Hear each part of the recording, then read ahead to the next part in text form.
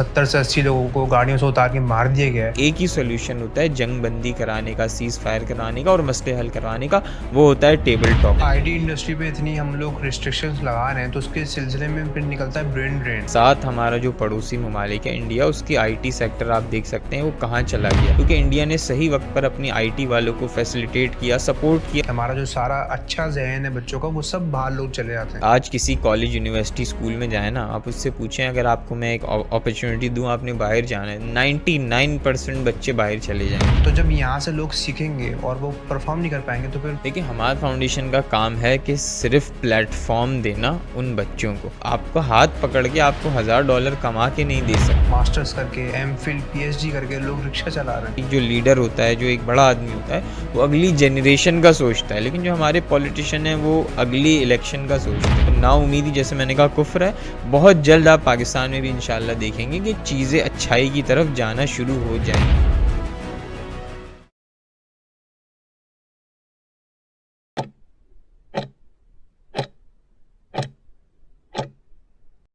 बलूचिस्तान में हालिया होने वाली दहशतगर्दी के वाक़या जो हुआ है जिसमें 70 से 80 लोगों को गाड़ियों से उतार के मार दिया गया है, ये क्या है ये सब कुछ? देखें बलूचिस्तान के जो हालात हैं वो कोई आज से तो ख़राब नहीं है। मेरे बचपन से हम सुनते आ रहे हैं कि आप बलूचिस्तान मत जाइएगा, हालात ख़राब हैं, फ़लाँ जगह मत जाइएगा, ख़ास तौर पे खुजदार डिस्ट्रिक्ट नहीं जाइएगा, कलात नहीं जाइएगा, तुरबत नहीं जाइएगा और पहाड़ी इलाकों में ना जाइएगा, वहाँ हालात ख़राब है। लेकिन अल्हम्दुलिल्लाह हमाद फाउंडेशन ना सिर्फ वहाँ जा चुकी है, बल्कि हर मंथ हमारा वहाँ एक मेडिकल कैंप भी लग रहा होता है।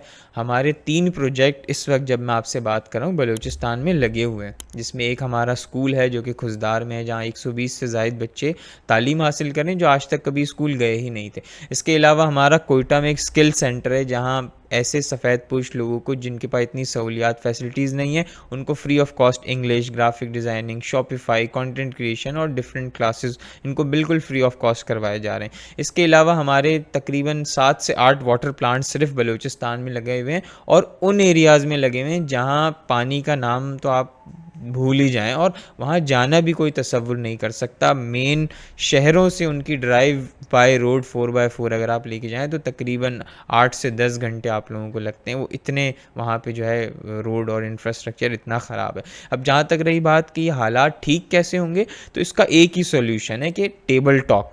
जो आपके जो बलोच रिबेलियंस हैं उनको जब तक आप टेबल पर नहीं लाएंगे, उनकी बात नहीं सुनेंगे, ये नहीं हो सकता कि हम उन्हें कह दें कि यार ये दहशतगर्द हैं, ये तो ऐसे हैं, ये वैसे हैं।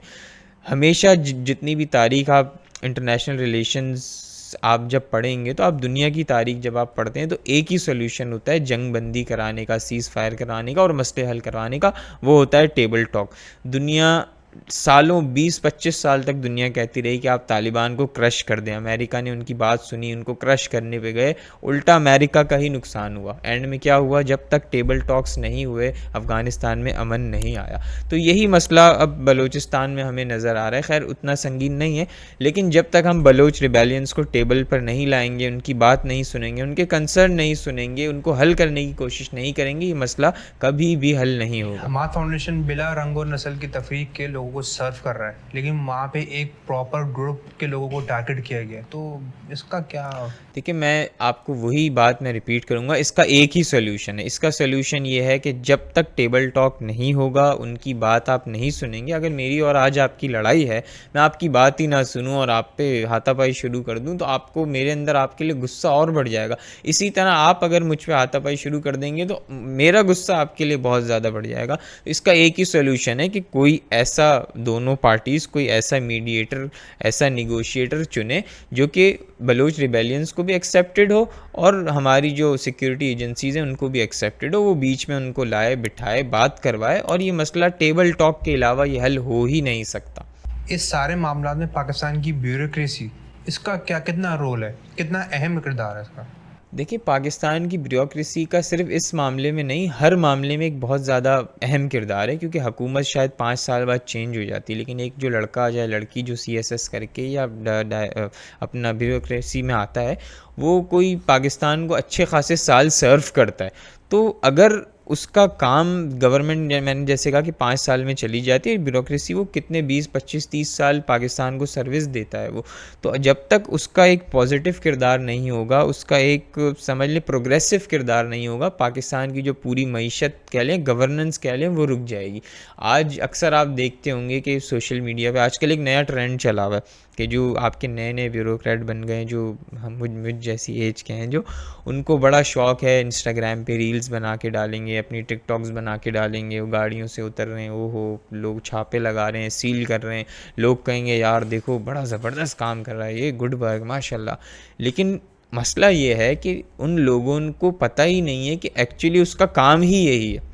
इसकी मिसाल इस तरह है कि एक सफाई वाला है, उसका काम है सफाई करना, और मैं जब उसको सुबह सफाई करते हुए देखूं और मैं उसको बोलूं यार ये देखो कितना अच्छा आदमी है यार, देखो रोड साफ़ कर रहा है, देखो हमें तो तौफीक ही नहीं है रोड साफ़ करने की, तो भाई उसका काम है रोड साफ़ करना, उसको इसी चीज़ के पैसे मिलते हैं। इसी तरह उनको इसी चीज़ के पैसे मिलते हैं, वो पढ़ लिख कर इसी फील्ड में इसीलिए आए हैं ना कि उन्होंने काम करना है, वो कोई एक्स्ट्रा यार्ड तो नहीं जा रहे।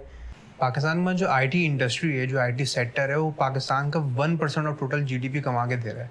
लेकिन आए दिन इन सॉफ्टवेयर्स पे ऑनलाइन जो बिजनेस कमा रहे हैं, उस पर बैन लगा दिया जाता है, उन साइट्स को बंद कर दिया जाता है। तो ये कब तक चलेगा? देखिए आईटी जो होता है ना, वो किसी भी मुल्क का 2024 में अगर आपने तरक्की करनी है तो वो बहुत ज़्यादा एक अहम किरदार रखता है। इसकी भी साथ हमारा जो पड़ोसी ममालिक है इंडिया, उसकी आईटी सेक्टर आप देख सकते हैं वो कहाँ चला गया। दुनिया में गूगल का सीईओ का जो ओरिजिन है वो इंडियन है, और डिफरेंट बड़ी बड़ी कंपनीज़ जो वर्ल्ड वाइड मल्टीनेशनल कंपनीज़ हैं, उन सब के ओरिजिन अगर आप सीईओ देखेंगे, उनका स्टाफ देखेंगे, तो उसमें अच्छी खासी तादाद इंडिया से बिलोंग कर रही है। क्यों? क्योंकि इंडिया ने सही वक्त पर अपनी आईटी वालों को फैसिलिटेट किया, सपोर्ट किया, और आज दुनिया में कोई ये 1-2 दिन की बात नहीं है, 2-4 महीने की, 2-4 साल की, एक पूरा एक हिस्ट्री है, डेकेड्स ऑफ उनका वर्क है आईटी सेक्टर में, जो कि आज हमें नज़र आ रहा है। तो पाकिस्तान में तो आज शायद मेरा और आपका ट्विटर भी नहीं चलता, हमें वीपीएन लगाना पड़ता है। हमने ये भी सुना है कि फायरवॉल लगाई जा रही है। कितने लोगों का फाइवर अकाउंट का इतनी अच्छी रेटिंग्स थी, कई मेरे ऐसे दोस्त हैं जिनकी फाइवर पे बहुत अच्छी रेटिंग थी, लेकिन जब फायरवॉल लग रही थी, कुछ इस तरह हुआ, तो फाइवर ने नोटिस दे दिया कि आप इन लोगों से अकाउंट से काम ना करवाएं, क्योंकि फाइवर ने उनको एक तरह से डिसोन ही कर दिया ना कि हम जिम्मेदार नहीं हैं अगर आपकी डिलीवरी काम की टाइम पे नहीं होती। तो ये सोचें कितना बैड इंप्रेशन जाता है उस मुल्क के लिए जो कि एक एक डॉलर के लिए तरस रहा है। हमारा बैलेंस ऑफ पेमेंट जो जीडीपी का बेड़ा गर्क हुआ हुआ है, हमारी ग्रोथ नहीं हो रही है, हमारे मईशत के अगर आप नंबर देखें कहाँ जा रही है, बजट में आए दिन इन्फ्लेशन हो रहा है, तो ये ठीक कैसे होगा? एक जो हमारे पास हवा का झोंका था वो ये था कि आईटी के सेक्टर के थ्रू जो बाहर से पैसे आ रहे थे। पहले अक्सर आपने देखा होगा कि हमारे जो बच्चे थे पुराने दौरे हुकूमत में, वो डिमांड कर रहे थे कि पेपाल लेकर आएँ, पेपाल लेकर आएँ। लेकिन अब माज़रत के साथ हम ये डिमांड कर रहे हैं कि सिर्फ बेसिक इंटरनेट ही दे दें, ताकि भले पेपाल ना दें, हम अपना जो काम कर सकें वो डिलीवर तो कर सकें। तो ना इस पे कोई आवाज़ है। नेशनल मीडिया पे अगर आप देखें बिल्कुल खामोश, कोई जैसे कुछ हुआ ही नहीं है, क्योंकि उनके लिए तो चांदी हो गई ना। 2 लोगों की जंग थी ना, सोशल मीडिया और main stream media. Main stream media को पता लग गया कि भाई सोशल मीडिया के थ्रू अब इन्फॉर्मेशन थोड़ी सी फंस के आ रही है। चलें आपके बड़े शहरों में तो फिर भी नेट ठीक चल रहा है। पिछले दिनों खुशदार जाना हुआ था हमारा, वहाँ तो मतलब नेट हमारा चलता ही नहीं था, ना नेट चल रहा है, ना फ़ोन के प्रॉपर सिग्नल्स आ रहे हैं। तो बड़े शहरों में तो फिर भी इंटरनेट हमें इजीली मिल रहा है, लेकिन जो छोटे एरिया का बच्चा है, फिर हम बात करते हैं अर्बन पॉपुलेशन की। एक बच्चा जो कि पंजाब के किसी गांव में, या केपी के किसी गांव में, या सिंध बलूचिस्तान के किसी गांव में उसको इंटरनेट नहीं मिलेगा, उसने आगे तो आना है ना, आईटी नेट सबकी ज़रूरत है, तो वो कहाँ माइग्रेट करेगा? हमारे अर्बनाइज सिटीज़ पे, लाहौर, कोयटा, पेशावर, कराची। फिर इन शहरों पे आता है लोड। जब इन शहरों पे लोड आता है, ओवर पॉपुलेशन का मसला आता है, हमारे पास रिसोर्सेज नहीं है जो कि उन लोगों को हम संभाल सकें, पाल सकें। कराची में इसकी सबसे परफेक्ट एग्जांपल है कराची। जब दूसरे शहरों में फैसिलिटीज़ नहीं मिलती, सब डाइवर्ट करते हैं, माइग्रेट करते हैं कराची की तरफ। पानी का मसला, एक बिल्डिंग बनी है जिसमें आज से 10 साल पहले वहाँ एक पानी की लाइन डली थी जो कि 100 लोगों के लिए थी। अब वहाँ बिल्डिंग बन गई है, अब वो 600 लोगों के लिए पानी डिमांड कर रहे हैं। तो वो ये पॉसिबल ही नहीं है। गवर्नमेंट कैसे इंफ्रास्ट्रक्चर देगी? गवर्नमेंट ये सोच ही नहीं रही कि हमें हमारी फ्यूचर प्लानिंग क्या है, हमने आगे जाके क्या करना है। मतलब जैसे चल रहा है बस ऐसा लग रहा है बस वैसे ही चलाना है, कोई प्लानिंग आईटी नहीं है। इंडस्ट्री पे इतनी हम लोग रिस्ट्रिक्शंस लगा रहे हैं, तो उसके सिलसिले में फिर निकलता है ब्रेन ड्रेन, कि हमारा जो सारा अच्छा जहन है बच्चों का, वो सब बाहर लोग चले जाते हैं। तो ये तो फिर पूरा पाकिस्तान ही खाली हो जाएगा अच्छे लोगों से। देखिए, हर बच्चे जो अगर आप आज किसी कॉलेज यूनिवर्सिटी स्कूल में जाएँ ना, आप उससे पूछें अगर आपको मैं एक अपॉर्चुनिटी दूँ, आपने बाहर जाना है, 99% बच्चे बाहर चले जाएंगे। क्यों? उन्हें पता है यार मेरी मैं बाहर जाऊंगा, मेरी लाइफ सेट है, वहाँ मुझे ये बिजली पैस गैस पानी के मसले मसाइल नहीं है, रोड के खड्डों में नहीं फंसना, ट्रैफिक में नहीं फंसना। उन्हें पता है लाइफ ईजी है, हर चीज़ ईजीली प्लेट में रख के हमें मिल जाएगी, बस हमें अपने ऊपर स्ट्रगल करनी है, मेहनत करनी है, आपको सिला मिलेगा। इसके बरक्स अगर वो पाकिस्तान में रहेंगे तो उन्हें बिजली के लिए रोज़ाना बिजली भी जाएगी उनकी, उन्हें लाइन में लग के जो है ना वो पानी भी भरना है, गैस उनकी आएगी नहीं, ट्रैफिक पुल अलग मसला है उनके, खड्डों में वो अलग फंस रहे हैं, डॉलर आप एक्सचेंज रेट देखो हमारा कहाँ जा चुका है। तो ये मसला तो है, लेकिन इस मसले का सॉल्यूशन कौन देगा? असल बात ये है जो एक स्कूल। चीज़ और है, हाँ। जैसे अब बहुत सारे लोग स्किल सीख रहे हैं लेकिन उनको खेलने का मौका नहीं मिल रहा है, प्लेटफॉर्म नहीं मिल रहा। Hamad foundation skill centre organise कर रहा है कराची के मुख्तलिफ इलाकों में, पाकिस्तान के मुख्तलिफ इलाकों में सेटअप कर रहा है। तो जब यहाँ से लोग सीखेंगे और वो परफॉर्म नहीं कर पाएंगे तो फिर हमाद फाउंडेशन क्या करेगी? देखिए, हमाद फाउंडेशन का काम है कि सिर्फ प्लेटफॉर्म देना उन बच्चों को।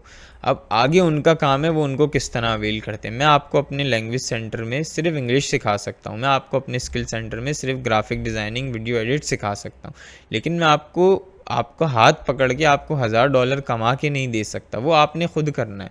अब जाहिर है बहुत सारी मुश्किलात हैं, लेकिन वो कहते हैं ना जिस दौर में जीना मुश्किल है उस दौर में जीना लाजिम है। तो अगर जो बच्चा इन सब में सबसे ज़्यादा टैलेंटेड होगा वो खुद ही उभर के बाहर आ जाएगा। मैं अभी भी कहता हूँ ये सब एक्सक्यूज़ हैं कि मेरे घर में बिजली नहीं है, पानी नहीं है, गैस नहीं है, ये आप एक्सक्यूज़ यूज़ कर रहे हो। क्या पाकिस्तान ने इसके बावजूद टैलेंट प्रोड्यूस नहीं किया? अरशद नदीम की एग्जांपल हम सबके सामने है कि जो हम हमेशा क्रिकेट को अपना जो है वो आइडल मानते थे क्रिकेटर्स को, अरशद नदीम ने एक उसके जेवलिन थ्रो ने, एक उसकी 20-25 दिन की मेहनत ने उन सबको मतलब वेस्ट कर दिया। उसने ये दिखाया कि अगर आपके अंदर वाकई टैलेंट है तो आपको ऊपर आने से कोई नहीं रोक सकता। अब मैंने अगर हमाद फाउंडेशन का समझ लें बुनियाद रखी थी आज से 9 साल पहले, तो मुझे तो किसी ने नहीं कहा था कि आप करो। मेरे पास भी अपॉर्चुनिटी थी, मैं भी बाहर जाता, अपनी लाइफ सेट ईजी। लेकिन मसला ये है कि मैं वो आदमी नहीं हूँ कि जो ये सब चीज़ें छोड़ के चले जाऊँ, मैं दूसरों को ब्लेम करूँ, एक्सक्यूज़ निकालूँ। मेरी ज़िंदगी का जो मकसद है वो ट्रांसफॉर्मिंग पाकिस्तान बाय 2050 है, और वही मेरे मिशन की सबसे बुनियादी अहम चीज़ यही है कि कभी भी आपने ग्राउंड छोड़ के नहीं जाना। चाहे जितने भी मुश्किल हालात हो जाएं, आप बिल्कुल बाहर जाएं, अच्छा पढ़ाई करें, लेकिन वापस आएँ, क्योंकि इस मुल्क को आपकी ज़रूरत है। जिस मुल्क ने आपको पैदा होने के लिए जगह दी और आप ये कहें सिर्फ कुछ बुरे लोगों की वजह से कि ये मुल्क तो ऐसा ही है, इसका बेड़ा गर्क बेकार है, तो मतलब ये बहुत ज़्यादा बदकिस्मती की बात है आपके लिए भी लेकिन और हमारे आपने भी मुल्क के लिए। देखा होगा, आपकी नज़र से भी गुजरे होंगे बहुत सारे लोग मास्टर्स करके, एमफिल, पीएचडी करके लोग रिक्शा चला रहे हैं। तो जब उनको बाहर ममालिक में एक पीएचडी डिग्री होल्डर को बाहर पाकिस्तानी रुपीस में अगर 6-7 लाख रुपए की नौकरी मिलेगी तो क्या वो बेवकूफ़ है कि वो यहाँ रुके? आपकी बात किसी हद तक ठीक भी है, लेकिन अगर आप इसको ग्राउंड रियलिटी पे अगर मुझसे अगर आप पूछेंगे ना, तो ये किसी हद तक ठीक भी है, क्योंकि एक जो एमफिल का किया हुआ बच्चा है उसकी इजीली सैलरी 4-5 लाख तो हो ना यार, क्योंकि आज मिनिमम कम से कम होनी चाहिए। अब मसला यहाँ आता है वही बात कि हमाद फाउंडेशन सिर्फ आपको प्लेटफॉर्म दे सकती है। हमाद फाउंडेशन आपका हाथ पकड़ के आपको घर तक नहीं लेके जा सकती। अब आगे आपने किस तरह चीज़ें करनी है, क्या करना है, ये अब आप पे दारोमदार है। और यहाँ रोल आता है गवर्नमेंट का, हमारे इदारों का, कि ऐसे प्लेटफॉर्म को, ऐसा जो टैलेंट आता है उसको ऐसा प्लेटफॉर्म किया जाए कि जो दुनिया में हमारा नाम रोशन कर सके। लेकिन बदकिस्मती से हमारी जो हुकूमत है उसकी तरजीहात ही कुछ और हैं, उनका ये फोकस ही नहीं है, शॉर्ट टर्म सोच रहे हैं। वो कहते हैं ना कि एक जो लीडर होता है, जो एक बड़ा आदमी होता है, वो अगली जनरेशन का सोचता है, लेकिन जो हमारे पॉलिटिशियन हैं वो अगली इलेक्शन का सोचते हैं। तो ये मसला हमारे साथ हमेशा रहेगा। अगर यही लोग इक़्तिदार में रहे, इसी तरह बेईमानी करके इक़्तिदार में आते रहे, तो ये मसला ता क़यामत ही चलेगा।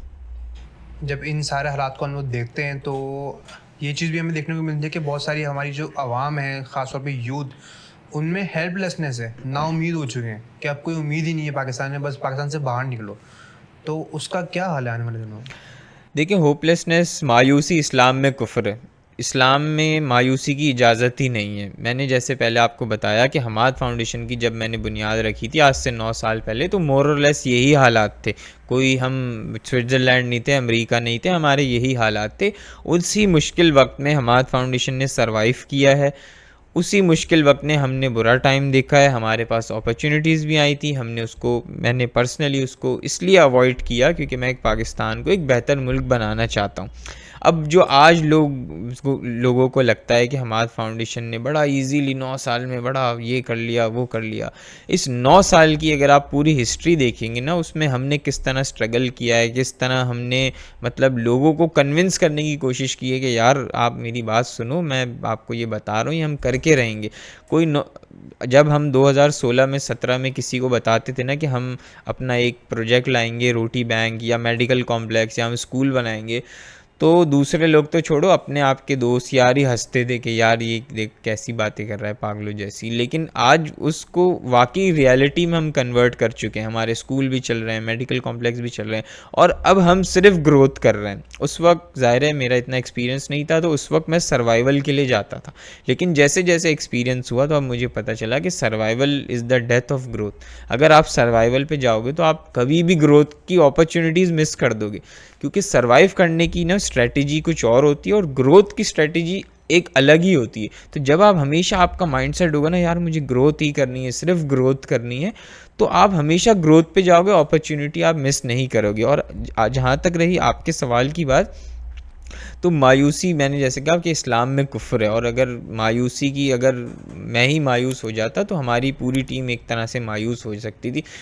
सीधा इसका जवाब है, अगर मैं कर सकता हूँ तो भाई कोई भी कर सकता है। मेरे दो ज़्यादा हाथ नहीं है, दो ज़्यादा पैर नहीं है, दो ज़्यादा कान नहीं है। आपको ऐसा भी लगता होगा, या क्या मैं गलत भी हो सकता हूँ, कि पाकिस्तानी नौजवान जितने भी हैं वो फ़ौरन जंप टू द कंक्लूजन्स, उनको बस फ़ौरन नतीजा चाहिए, तो क्या इसी के डायरेक्टली प्रोपोर्शनल है हेल्पलेसनेस, मायूसी?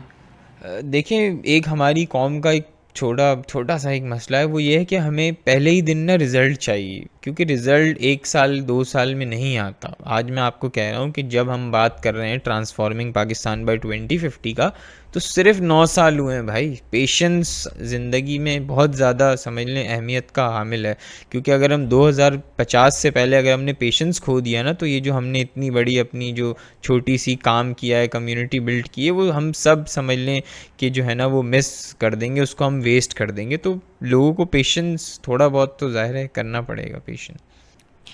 आप भी जब रोज़ ऑफिस आते होंगे तो आपने देखा होगा कि सड़कें तो हैं ही नहीं, सिर्फ गड्ढे ही हैं। ऐसा लगता है हमारे शहर में सिर्फ गड्ढे ही हैं। तो इन हालिया बारिशों के बाद जो हालात तबाह हो चुके हैं, इस पर आप क्या कहेंगे? देखिए कुछ नहीं है, बस डेज़र्ट सफारी हो रही है कराची में, इतनी ज़बरदस्त अपॉर्चुनिटी है। खैर इसके लिए देखें, सीधा इसका जवाब ये है कि जो अभी बारिशें हुई हैं बलूचिस्तान में, आपको पता है कितने बुरे हालात हो चुके हैं, कई तबाही हो चुकी है बारिशों की वजह से, मकान गिर गए हैं, कितने लोग बेघर हो गए हैं। इसके अलावा सिंध में जो तबाही हुई है कहीं रिपोर्ट ही नहीं हो रहा, सिर्फ हम सोशल मीडिया पे ही देख रहे हैं, सुन रहे हैं कि वहाँ लोग बेघर हो गए हैं, गाँव पूरे पूरे डूब गए हैं, 250-300 लोग रोडों पे बैठे हुए हैं आके, किस लिए भाई, घर डूब गए हैं, क्या करें अब, तो उनको एड की ज़रूरत है।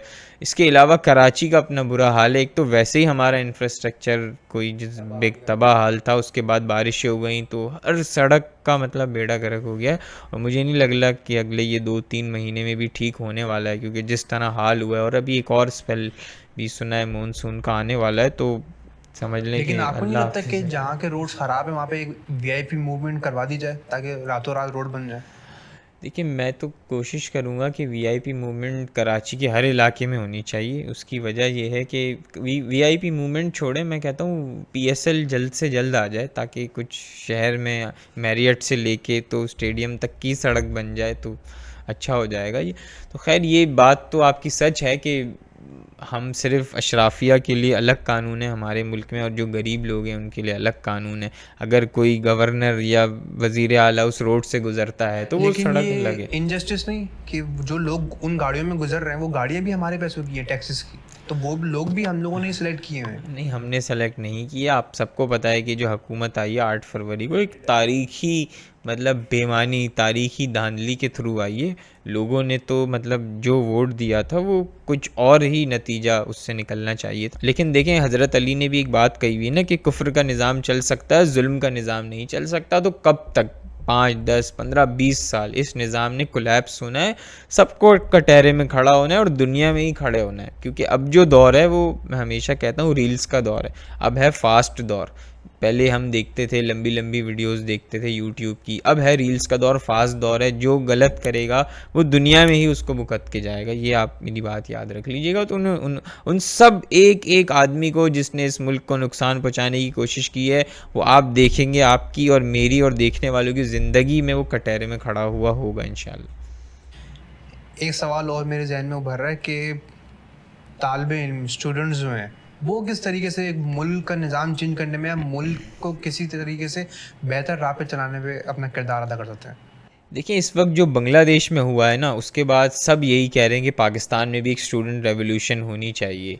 लेकिन क्या आप अपने दिल से पूछें कि अगर कोई एक स्टूडेंट रहनुमा आपको कॉल दे कि आपने कल 10 बजे सुबह घर से निकलना है या इतने बजे घर से निकलना है और यहाँ पहुँचना है और पाकिस्तान के झंडे लेकर आने, क्या आप निकलेंगे? मैं तो खैर निकल जाऊंगा, लेकिन बहुत सारे लोग नींद को ही फोकत देंगे। देखिए, लोग निकलेंगे, ज़रूर निकलेंगे। ऐसा कोई मतलब हर कौम जो बनती है ना, वो कोई चंद रातों में, चंद दिनों में नहीं बन जाती। उसके पीछे एक प्रॉपर एक स्ट्रगल होती है। वो बांग्लादेश की कोई हसीना वाजिद कई सालों से हुकूमत में थी, उसके बाद उस पर ये बुरा वक्त आया है। तो हमारे अभी अच्छा वक्त ज़्यादा दूर नहीं है, क्योंकि अब आप जब आप देख रहे हैं तो हमारे मुल्क के ऊपर अंधेरे के साए बहुत ज़्यादा मंडला चुके हैं। और एक वही बात है ना कि जब मतलब बहुत ज़्यादा रात हो जाती है, मतलब सुबह होने के करीब ही है, तो नाउमीदी, जैसे मैंने कहा, कुफ्र है। बहुत जल्द आप पाकिस्तान में भी इंशाल्लाह देखेंगे कि चीज़ें अच्छाई की तरफ जाना शुरू हो लेकिन जाएंगी हमारी इंशाल्लाह। तारीख का हिस्सा रही है कि जो भी रेवोल्यूशन की बात करता है या तो उसको बैन लगवा दिया जाता है या तो फिर उसको उठवा लिया जाता है। ये क्या देखिए, इसमें मोस्टली लोग आपके वही थे कि जो कॉम्प्रोमाइज़ लोग थे, जिनके करप्शन के केसेस खुले हुए थे, जिन्होंने बेज़ाब्तगियाँ की हुई थी, जिनको जब पावर मिली थी तो उन्होंने मतलब ऐसी चीज़ें की थी कि कल को वो कटहरे में खड़े हो सकते थे। पाकिस्तान में आपको पता है कि जो आपकी स्टूडेंट यूनियन है, आपने बांग्लादेश की अभी बात की, पाकिस्तान की स्टूडेंट यूनियन बैन है। आप पाकिस्तान में स्टूडेंट यूनियन के तहत काम ही नहीं कर सकते। आप उसको मुअज़्ज़म बोलते हैं ना, मुनज़्ज़म, तो उसको छोड़ ही दें। आप उसको मतलब उसके थ्रू अंडर उसके काम ही नहीं कर सकते, क्योंकि पाकिस्तान में वो इल्लीगल है। इससे ये साबित होता है कि जो हमारी अशराफिया है वो कितने खौफज़दा हैं एक आम आवाम से, एक यूथ से। अब इसकी सीधी सीधी एग्जांपल इस तरह है कि जब यूथ के पास एक आइडिया होगा, एक नज़रिया होगा कि हमें इसलिए ही जाना है, किसी के पर्सनल माइलस्टोन पे या किसी के मतलब पर्सनल उसका जो गोल है उसको अचीव करने के लिए हमने नहीं जाना। जो बांग्लादेश में जो एक रेवोल्यूशन की आप बात करें, वो इसलिए नहीं आई थी कि हमने किसी की जो है ना वो फ्लैट हैं तो उसको हमने उसकी करप्शन बचानी है या उसकी कोई मसले मसाइल है। उसकी पर्सनल गोल नहीं था किसी का भी। सब ने एक छत के तहत, एक मिशन के तहत, एक विज़न के तहत काम किया और उनका एक ही मकसद था कि हमने इस नाजायज़ हुकूमत का तख्ता जो है वो उलटना है। तब जाके वो कामयाब हुए, यूनिटी से था। हमारी कौम में यूनिटी कैसे आएगी कि हमारे पास सबसे पहले तो एक समझ लेना कि एक नज़रिए की कमी रह गई है हमारे पास। हम एक प्लेटफॉर्म के नीचे यूनाइट नहीं हो पा रहे हैं और हम जो कॉल आती है उस पर हम रिस्पॉन्ड नहीं कर पाते हैं। हमें नहीं पता कि हमारी प्रायोरिटीज़ क्या हैं। अब कोई अगर कोई सेल होती है, पिछले दिनों आपने देखा, तो पूरी आवाम वहाँ पहुँच गई। अगर यही आवाम आपका पेट्रोल बढ़ता है उस पर निकल जाए, हमें क्यों किसी लीडर के कॉल की ज़रूरत है? हम क्या भेड़ बकरियाँ हैं? हमें क्या ज़रूरत है? हम खुद जाएँ। अगर पेट्रोल बढ़ा है हम खुद खड़े हो जाएँ, गैस बढ़ी है हम खुद खड़े हो जाएँ, बिजली बढ़ी है हम खुद खड़े हो जाएँ। हम किसी के आसरे पे क्यों रहते हैं? हम क्या हमारे हाथ पैर कटे हुए हैं? पिछले ज़मानों में स्टूडेंट्स को फुट सोल्जर्स कहा जाता था कि चलते फिरते सोल्जर्स हैं ये लोग। लेकिन आज जब हमारे निहत्ते लोग बाहर निकलते हैं तो उन पर स्ट्रेट फायरिंग कर दी जाती है। तो ये खुला तजाद नहीं है। देखिए, पाकिस्तान में ये जो आप कह रहे हैं ना कि स्ट्रेट फायरिंग कर दी जाती है, जो नाइंसाफ़ी, ये सारे मसाइल आपके कनेक्ट होते हैं रूल ऑफ लॉ से। रूल ऑफ लॉ की अमल दरामद करने की ज़िम्मेदारी स्टेट की होती है, हुकूमत की होती है, जुडिशरी की होती है। बदकिस्मती से जो हमारे मोस्टली जो स्टेक होल्डर्स हैं, जो जिन्होंने गवर्नेंस का निज़ाम को ठीक करना है, वो कॉम्प्रोमाइज्ड हैं। उन सब के अपने पर्सनल गोल्स हैं। हमारे इस ग्रुप का कुछ और गोल है, ग्रुप बी का कुछ और गोल है, ग्रुप सी का कुछ और गोल है। ये एक रस्सा कशी है जो कि वो आपस में कर रहे हैं। बजाय इसके वो आवाम के मसाइल सुने, उनको हल करने की कोशिश करें। उनके अपने मसाइल चल रहे हैं, अंदरूनी मामलात चल रहे हैं। तो जब तक मैंने कहा कि हम यूनाइट नहीं होंगे और हमें किसी कॉल, किसी लीडर की ज़रूरत नहीं है। हमें पता है, आपको नहीं पता सही क्या है, पता है ना, मुझे भी पता है सही क्या है। आपके छोटे जो आपका 10 साल का बच्चा होगा, 3-5 साल का बच्चा होगा, उसे भी पता होगा कि ये गलत है, ये ठीक है। सही गलत की तमीज़ जब है, इसका मतलब आप इंसान हैं, आप कर सकते हैं। अगर आप वो अलग बात है कि आप डरपोक हैं, आपको ऐसा लग रहा है कि यार मैं जो है ना मतलब नहीं निकलूँगा तो मेरे फैमिली को नुकसान पहुंचाया जाएगा, मेरी गाड़ी भी तोड़ दी जाएगी, मुझ पे झूठी एफआईआर भी की जाएगी। इसका एक बहुत इस सिचुएशन को, जो पाकिस्तान की इस वक्त सिचुएशन ना, इसको एरिस्टोटल ने एक बड़ी खूबसूरत लाइन में डिफ़ाइन कर दिया था। एरिस्टोटल ने कहा था कि जब मुल्क में खाना जंगी हो रही होती है या मुल्क में इतने बुरे हालात होते हैं जो कि पाकिस्तान में इस वक्त हैं, सिर्फ दो लोग जो होते हैं वो अपने हकूक़ की आवाज़ नहीं उठाते, और उसको ब्रैकेट में अगर मैं कहूँ तो पॉलिटिक्स में नहीं आते। पॉलिटिक्स का इलेक्शन लड़ने से तो कोई ताल्लुक है ही नहीं। पॉलिटिक्स का मतलब है आपके हकूक़ के लिए आवाज़ उठाना। दो ही लोग एरिस्टोटल ने कहा था कि वो लोग पॉलिटिक्स में नहीं आते, एक बुज़दिल डरपोक जिन्हें ये लगता है कि यार मेरी गाड़ी को कोई नुकसान पहुंचा देगा, मेरे माँ बाप को कोई उठा लेगा, मेरे घर को एफआईआर काट देगा फलाना, और दूसरे खुदगर्ज जिन्हें लगता है कि यार मेरी ज़िंदगी तो ठीक है ना, वो मेरा पड़ोसी भाड़ में जाए, मेरे गांव में आग लगती है लगे, मेरे रिश्तेदार को उठाते उठाए, कोई मुझे परवाह नहीं है, जब तक मेरे घर पे आग नहीं लगेगी तो मैं किसी के घर पे पानी डालने नहीं जाऊँगा। क्या होगा? सोशल मीडिया का जिक्र हुआ, मैं एक तहकीक इंटरनेशनल आपसे शेयर करूं कि पाकिस्तान की जो यंग जनरेशन है वो तालीम से दूर ही इसलिए कि उनके पास सोशल मीडिया वक्त से पहले आ गया। देखिए, सोशल मीडिया ना हमेशा हर चीज़ का फ़ायदा भी होता है, नुकसान भी होता है। सोशल मीडिया पे बहुत सारे लोगों ने, हमाद फाउंडेशन का आज जो यहाँ पहुँची है उसमें बहुत बड़ा किरदार सोशल मीडिया का है। अगर हम चाहते तो हम भी जो है ना वो फ़ज़ूल चीज़ें कर सकते थे सोशल मीडिया पे, जो हमें हमारे उल्टा कंट्री को नुकसान पहुँचा रहा होता, लेकिन हमने तो वो पाथ नहीं चुना। तो हर चीज़ जब आती है तो आपका उसका फ़ायदा भी होता है, उसका नुकसान भी होता है। अब जहाज़ है, वो उड़ने के लिए इसलिए है ना कि आप एक मंजिल से दूसरी मंजिल तक जल्दी पहुंच जाए। उसको लोग गलत काम के लिए, दहशतगर्दी के 9/11 में भी यूज़ हुआ था।